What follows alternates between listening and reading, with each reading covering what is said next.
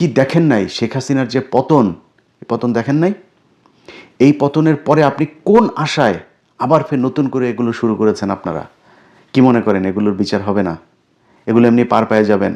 কিছু কিছু DC, police, SP, এদের ভাবসাব দেখলে মনে হয় যেন 5 আগস্ট এরা নিজের চোখে দেখে নাই।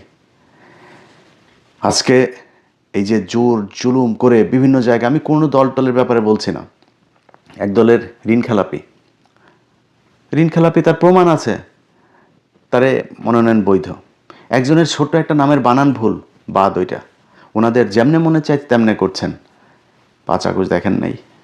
ওই যে সিরাজগঞ্জের ওইখানে এক থানার ভিতরে কয়টা পড়েছিল দেখেন নাই? এগুলো তো আপনাদের চোখের সামনেই ঘটেছে। সো আপনারা যদি মনে করেন যে সামনে যারা ক্ষমতায় আসবেন তারা আরেক শেখ হাসিনা হয়ে যাবেন, বাংলাদেশের মানুষ এটা খুব সহজভাবে মেনে নেবে না, এবং মানুষ এখন মানবেও না। এত ক্ষমতাশালী না, মানে হাসিনার পিছনে সারা পৃথিবী ছিল, এটা সত্যি কথা। এই যে মানুষ এই যে আলেমদেরকে মারতো না, মেরে মেরে মেরে মেরে তারপরে এই দেশটাকে বানানো হয়েছে একটা জঙ্গি রাষ্ট্র। এই জঙ্গি রাষ্ট্রকে বাঁচাইতে হলে কি করতে হবে? শেখ হাসিনাকেই রাখতে হবে। যদি না রাখো তাহলে তোমরা কিন্তু ওই দেশ কিন্তু জঙ্গি ধরে নিয়ে যাবে, এরকম এক চিত্র তুলে ধরা হয়েছিল। পাশের শক্তিশালী দেশ ভারত সর্বোচ্চ সাপোর্ট দিয়েছে তাদেরকে। আপনারা কোন দল, বিএনপি বা জামাত, যে আসেন আপনাদেরকে দিবে? করেন নাই, ঠিক করেন নাই। নিজেরা ঠিক হবেন এরকম কোনো আলামত নিজের চোখে দেখছি না।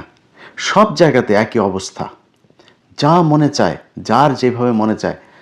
এই কয়দিনে কিছু জিনিস দেখলাম, শিক্ষা হইল যে যাদের ক্ষমতা আছে, ধরেন পুলিশের একজন অমুক বিশাল বড় এক অফিসার, ওনারা নিয়ে কিছু করতে যাবেন, আপনারা ফোন দিবে সেনাবাহিনীর আরেক অফিসার, সেনাবাহিনীর ওনারা নিয়ে করতে যাবেন, দিবে বিশাল বড় এক ব্যবসায়ী। সব একই চক্র।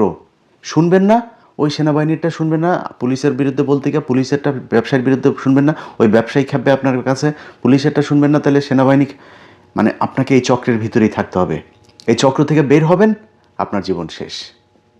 আপনি জীবনে কোনোদিন শান্তিতে থাকতে পারবেন না।